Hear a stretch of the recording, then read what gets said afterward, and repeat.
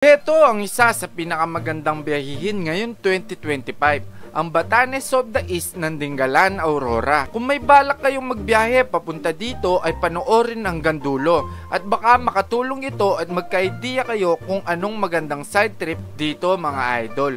Kaya sit back and relax dahil itutur ko kayo sa Dingalan, Aurora. Kaya tara, let's go! Alas 4 nga ng madaling araw nung nagsimula kami bumiyahe. At di pa kami nakakalayo ay nagka-aberya agad mga idol. Nagsisignal kasi ang koneksyon na remote sa dashboard ko. Kaya naisipan muna namin magpahinga sa may 7-Eleven ng Cabuyao, Nueva Ecija.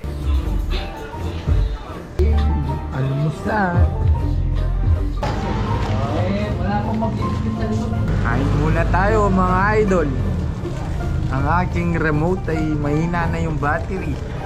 Nangangamba kami baka hindi namin makalis dito sa Nueva Ecija. Wala kaming plano ngayon. No GPS, no rules, no destination. Kain tayo.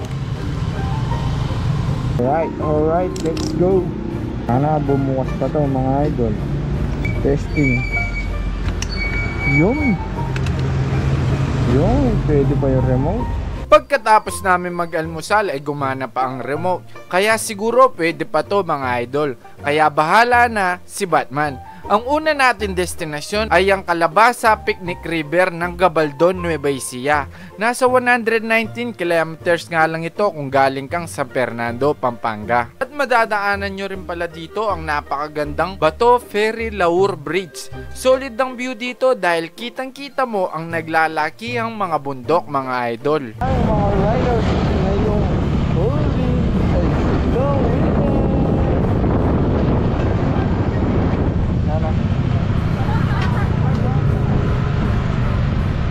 Oh, diba? Napakalupit. Para sa akin nga ay sa tong Dingalan Aurora sa pinakamagandang view habang bumabiyahe. Kasi tingnan nyo naman, hindi lang siya yung usually na puro barangay ang tanawin mga idol. Puro bundok dito at sa biyahe pa lang sulit na ang inyong gala. At nakarating na nga kami sa una naming destinasyon, ang Calabasa River. Inabot din kami ng halos 4 na oras bago makarating mga idol.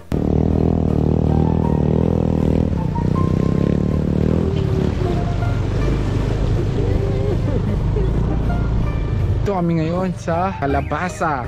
Napakaganda dito mga idol. Alright. Ilalabas natin ng maywagang kuno mo dito tayo. Iinit muna tayo ng tubig. Yung mga pesto doon. Dito muna tayo sa parking lot. Sino ba bumili nito? Click the yellow basket.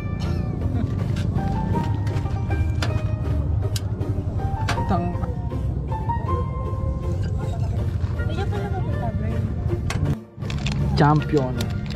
Ang tunay na champorado. Rurururu. Pagkita mo muna yung ano. Gardenia. At saka champion. Na mainit. Tapos maghanap tayo ng spot yung hindi ganong light kasi baka makita yung pan natin ubusin nila.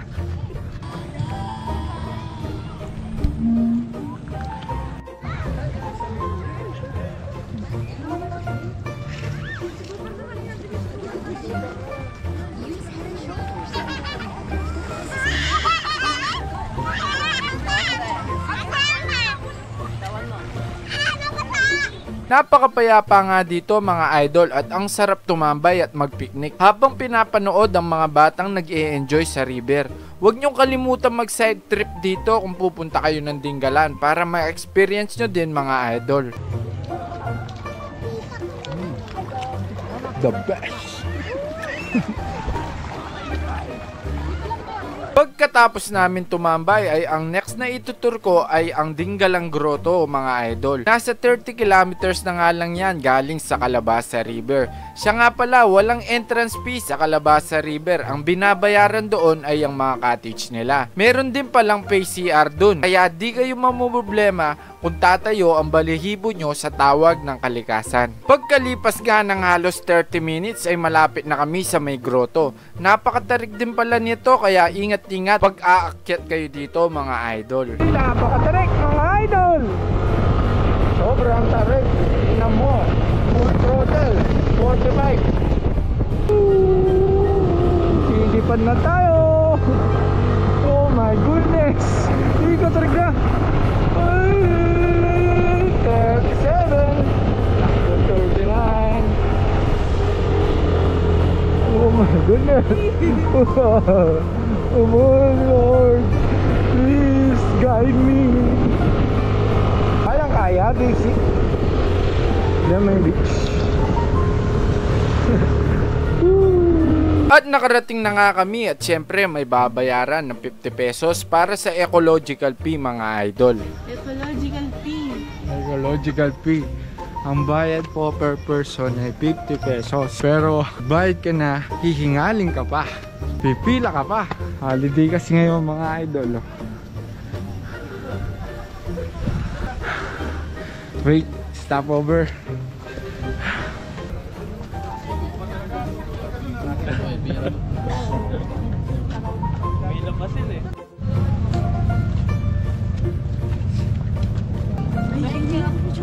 Na.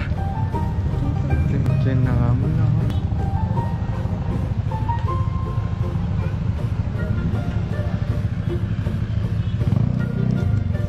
Pagkatapos nga namin mag-picture-picture ay bumaba na kami para maghanap na ng matutuluyan. Dahil mag-aalas 12 na rin yan, nakadalasan ang oras ng pag-check-in sa mga resort mga idol. Ang pangalan nga pala ng aming nakita ay ang Eagle Rock Resort.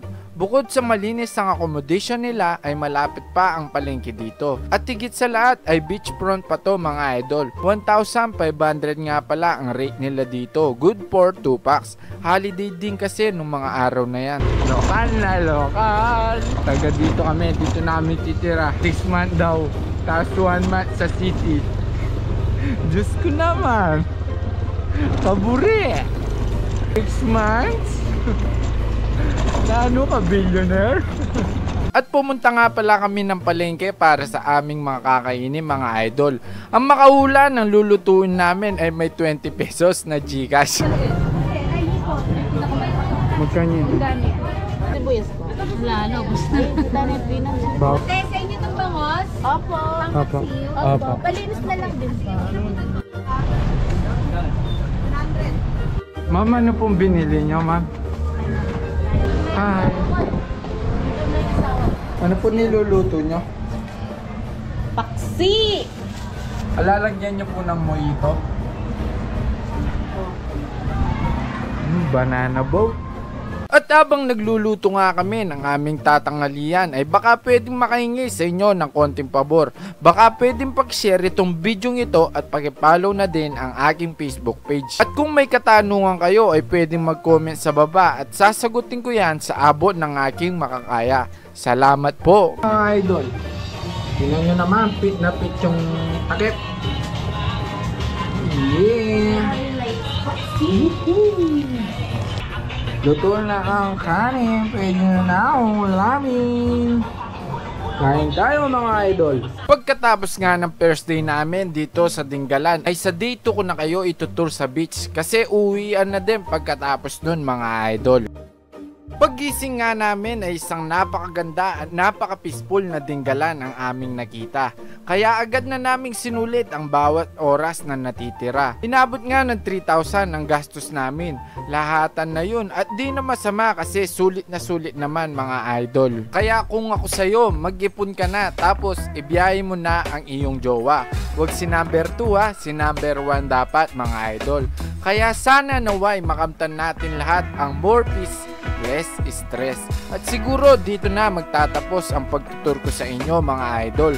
Huwag kalimutang mag-follow, like, and share. And I always thank you so much for watching. Goodbye.